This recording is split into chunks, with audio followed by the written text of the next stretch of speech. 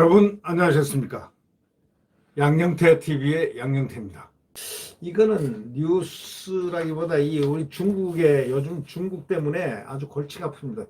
이 세계사가 지금 중국 때문에 골치 아프고 대한민국이 친중국으로 가는 이 집권 세력의 이 모습 때문에 분노하고 있는 국민들이 한두 명이 아니고, 또 우리가 우리 안보를 지켜야 하는 사드라든가 이런 모든 것들을 갖다가 또 쿼드에 참여를 해야 돼야 하는 이런 필연적인 그 동맹과 함께해서 우리가 우리 국가 안보를 지켜야 함에도 불구하고 이 친중공 정책을 마다하지 않는 이 정권은 아직도 쿼드 참여를 꺼리고 있고, 어쩔 수 없이 우리 국민들은 지금 쿼드에 가야 한다는, 어저께 그 소위 청와대 안보 외교수석들이 조선일보하고 전부 그 통화를 한 중에 반드시 쿼드에 적극적으로 참여 안 하면 우리가 살아나갈 길이 없다는 게 전부 과거에 김대중, 김영삼, 노무현, 그 다음에 이명박, 이 대통령 시대 외교안보 수석들 차례로 전부 다 거의 다 이렇게 망라를 했습니다. 유명하신 분들이죠. 그분들은 아주 경륜이 훌륭한 분들인데 이분들이 전부 다 입을 모으고 있습니다. 100% 쿼드에 적극 가담을 해서 우리 국가 이익을 찾지 않으면 우리는 앞으로 큰일 난다. 나라 망한다 이거죠. 큰일 난다. 중국한테 속국된다는 그런 얘기입니다. 큰일 난다는 얘기입니다. 그 얘기를 했습니다. 그런데 이제 오늘 한 얘기는 그 얘기라기보다 소위 중국을 한번 살펴보자는 거예요. 잠깐 중국과 대만, 그래서 대만은 쬐끄맣지 않습니까? 중국은 정말 영토로 보면 거대한 중국 공산당의 또아리가 틀고 있는 그 차이나, 이게 대만을 침공을 할 수 있겠느냐, 바로 이런 문제가 오늘 조갑제닷컴에 천영우 TV를 녹취를 한 것이 나왔습니다. 천영우라고 그 외교안보 수석했고요. 아주 일가견이 있는 분입니다. 아주 똑똑하신 분이죠.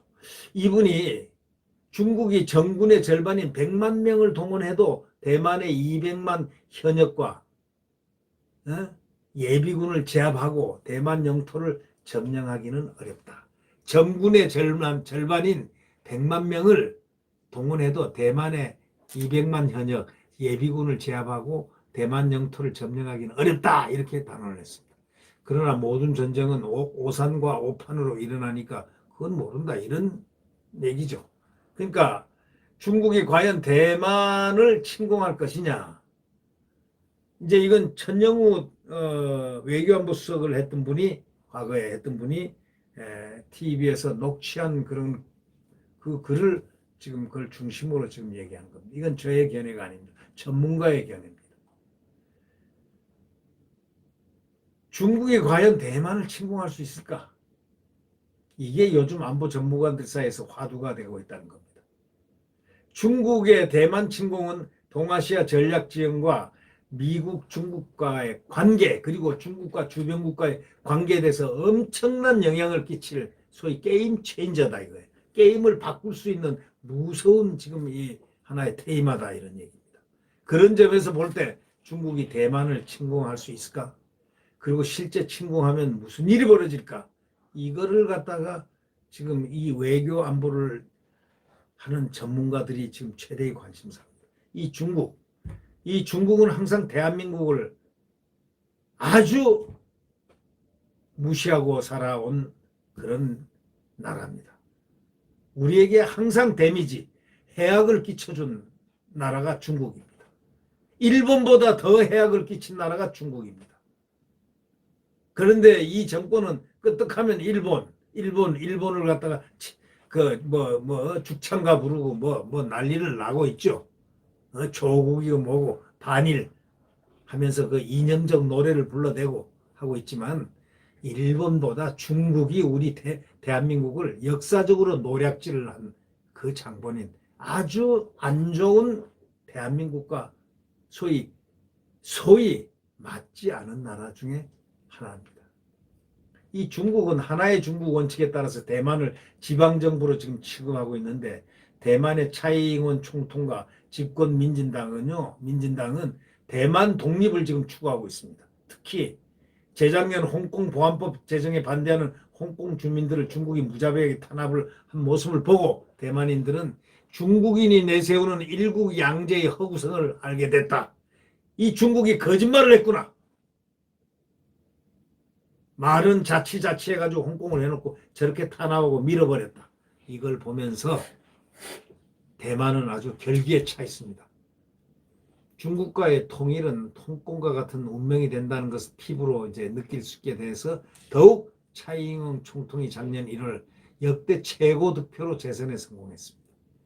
홍콩 사태가 촉발한 반중 정서를 얻고, 그리고 중국 주도의 통일에 대한 강력한 거부감 때문에 차이잉원이 아주 역대 최고 득표로 재선에 승리했다. 이건 뭐냐면 독립성이, 우리가 독립해야 된다. 강한 독립성을 지금 갖고 있는 겁니다.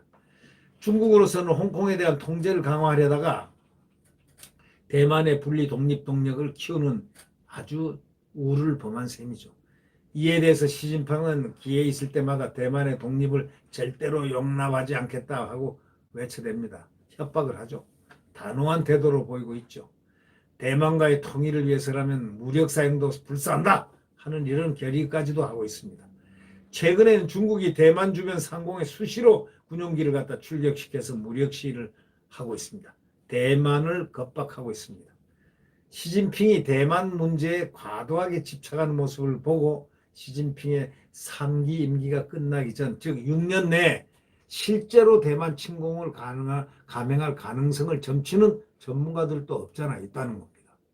미국의 데이비슨 인도태평양 사령관도 지난 3월 달에 이런 얘기를 했어요. 상원 청문회에서 중국이 6년 내에 대만을 침공할 가능성을 언급한 바가 있습니다. 이런 맥락에서 볼 때 중국이 대만을 점령하는 게 현실적으로 가능한지부터 살펴보는 것. 이것이 천영우 수석이 TV에서 나와서 한 이야기입니다. 소위 정규군 병력 규모로 보면 중국이 200만이 넘고 대만은 20만밖에 안 됩니다.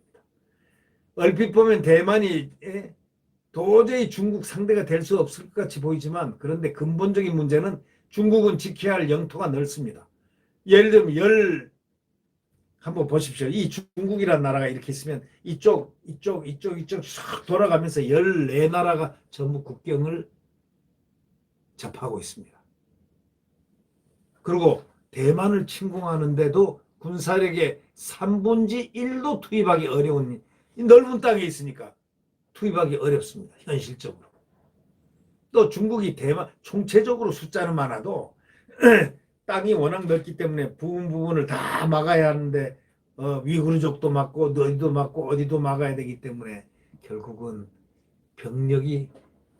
군사력의 3분의 1, 대만을 침공하는데 자기네들 군사력 3분의 1도 투입하기 어렵다. 200만 중에서 3분의 1은 3, 7, 22, 70만도 투입하기 어렵다 이런 얘기입니다.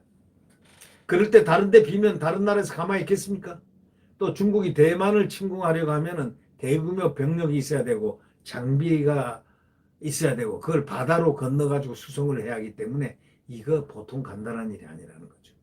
중국과 대만 사이 거리가 170km가 넘는데 중국이 전쟁을 해본 것은 고작해야 42년 전 1979년도 10개 군단 30만을 동원해가지고 베트남을 한번 침공한 적이 있었습니다.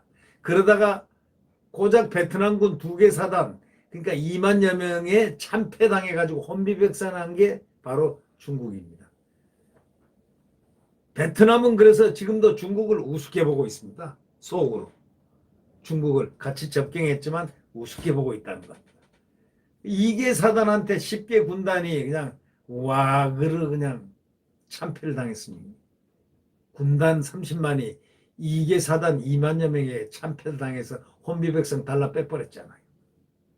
그런 치욕적인 역사를 갖고 있다. 물론 42년 전 중국군하고 지금 중국군하고는 좀 다르지만은 상륙작전은 지상전투보다 훨씬 어렵다는 것.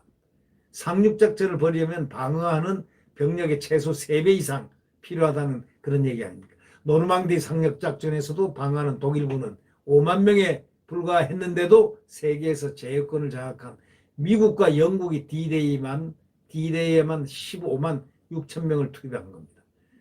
미국, 영국 양국의 공군 전력이 독일의 10대 1로 우세했는데도 연합군 사상자가 1만 명을 넘었다는 겁니다. 인천 상륙작전에 병력 7만 5천 261척의 함정이 동원되었는데 북한군은 대부분 낙동강 전선에서 투입됐기 때문에 인천을 지키고 있던 북한군은 3천 명에 불과했습니다. 대만의 병력은 현역은 17만에 불과하지만 예비군이 170만입니다. 중국이 정군의 절반인 100만 명을 동원해도 대만 점령이 쉽지 않다는 얘기가 바로 이 점에서 가능한 얘기입니다. 이만한 규모 병력과 장비를 수송하려면 해군 상륙함만으로도 어림도 없고 대형 민간 선박 수백 척 증발해야 하는데 그렇게 할 수가 있습니까? 그래서 대만은 다 계산하고 있는 겁니다. 너희들 우리 침공 못해. 대만에 상륙하기 전에 수장될 가능성이 높아. 너희들은 바다 빠져 죽어. 이런 생각들을 하고 있는 거죠. 대만 해협의 높은 풍랑, 아주 태풍이 셉니다. 거기 안개도 세고 그리고 조류도 세고. 너희들 한번 와봐. 다 떠내려갈 테니까. 아주 배짱이 두둑합니다. 이 대만은. 그럼 기습을 하면 되지 않느냐? 공습을 하고 기습, 그것도 불가능하다는 얘기입니다. 수십만의 병력과 이들을 수송할 수백 척의 선박을 지도새도 모르게 집결시킬 방법이 있습니까? 이 세상은 레이더로 지금 모두 다 그려지는 건데, 다 알고 있는데, 딱 보면 알 텐데, 그걸 어떻게 숨깁니까? 더 큰 문제는 대만 서부 해안은 대부분이 뻘입니다. 뻘. 대만의 그 중국하고 접한 중국을 바라보고 있는 그 해안이 전부 다 뻘입니다. 뻘. 상륙할 수 있는 지점이 13개밖에 없습니다. 여기는 모두가 지하 터널까지 다 갖춰가지고 이 대만이 다 요새화가 되어 있습니다. 대만 해협을 건너는 중국 선박들은요, 1차적으로 대만의 팬텀기, F-16 전투기라든가 미라주 전투기에 장착된 미국제 하푼 공대함 미사일 공격을 받게 되어 있습니다. 400발의 하푼 미사일 가운데 절반만 맞으면 중국 선박 200척이 괴멸당하는 겁니다. 운 좋게 미사일을 피해가지고 바다를 건너서 대만 해안으로 접근하면 상륙지점 부근에는 기뢰가 부설되어 있습니다. 그래가지고 다 골로 갑니다. 기뢰를 제거하는 소해작전은 위험하기도 하지만 시간이 엄청 걸리죠. 6.25 전쟁 때 인천 상륙작전 성공에 도취된 메가더 장군이 서울 북방까지 진격한 미 10군단을 빼서 원산 상륙작전을 감행하다가 어떻게 되었습니까? 소련이 그 사이에 원산만의 기뢰 3,000개를 깔아놔가지고 그 기뢰가 제거하는 데만 2주일 이상이 걸리는 바람에 육상으로 진격한 국군이 먼저 원산을 수복한 후에야 미군이 상륙했다는 그런 얘기가 그것을 말해주는 겁니다. 미군이 소해함이 모자라다 보니까 패망한 일본군의 소해정 8척까지 지원까지 받았는데도 소해작전 중에 미군 소해함 2척과 한국과 일본의 소해장 각 1척이 침몰했단 말입니다. 이 중국군이 대만 상륙하는 거 그렇게 쉽지 않습니다. 미군이 6.25 때 원산에 상륙하는 것과는 비교조차 할 수 없을 정도로 그렇게 쉽지가 않습니다. 대만의 전투기하고 아파치 공격 헬기뿐 아니라 지상에서 발사하는 로켓포 집중 포화소에서 소해 작전을 벌여야 하는데 중국 함정이 몇 척이나 살아남아 갈 수 있을까? 그러니까 중국이 지금 허풍을 떠는 겁니다. 핵으로 때려요? 핵 못 때려요. 핵 때리는 순간 바로 중국 영토는 핵으로 전부 다 불타오르고 있습니다. 그러니까 지가 죽기 전에는 안 되기 때문에 핵은 사용할 수 없는 것이고 결국 요행으로 중국이 예를 들면 상륙에 성공했다 치더라도 중국의 전차와 장갑차가 있더라도 대만의 전차와 장갑차에 꽉 막힙니다. 또 아파치 공격 헬기에 헬파이어 미사일 공격에 노출됩니다. 대만은 1,000발 이상 헬파이어 미사일 보유하고 있습니다. 중국이 자랑하는 것은 공군력이죠. 제공권을 자랑하는 것도 말처럼 근데 쉽지가 않다는 겁니다. 대만의 방공망이 얼마나 철저한 줄 아십니까? 중국의 전투기뿐만 아니라 미사일까지도 요격할 PAC-3, PAC-3를 배치 다 해놓고 있고 뭐 F-16 전투기들 뭐 동쪽 산악지형 속에 다 뚫어놓은 지하 경납고에 다 숨겨놓고 있습니다. 중국이 상륙작전을 개시하기 전 대만의 핵심 시설에 대대적인 미사일 공격을 하는 것은 가능하지만은 PAC-3로 중국의 미사일을 다 막아낸 것은 불가능하고 핵심 공공시설하고 군사기지밖에 방어할 수 없을 것이지만은 개전 초기에는 대만은 상당한 피해를 입겠지만 그러나 중국이 수백 척의 대형 상륙함을 더 건조하기 전에는 어렵다 이겁니다.